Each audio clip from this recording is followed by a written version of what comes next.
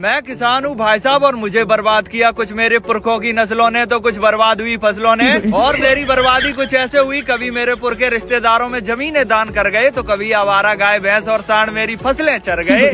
कभी फसलों की बुवाई तो कभी फसलों की कटाई मार गई। और सभी सरकारों ने फैसले हमेशा उद्योगपतियों के पक्ष में लिए, पर चुनाव के टाइम मंच पर खड़े होकर उनके भाषण की एक लाइन किसान भाई मार गई।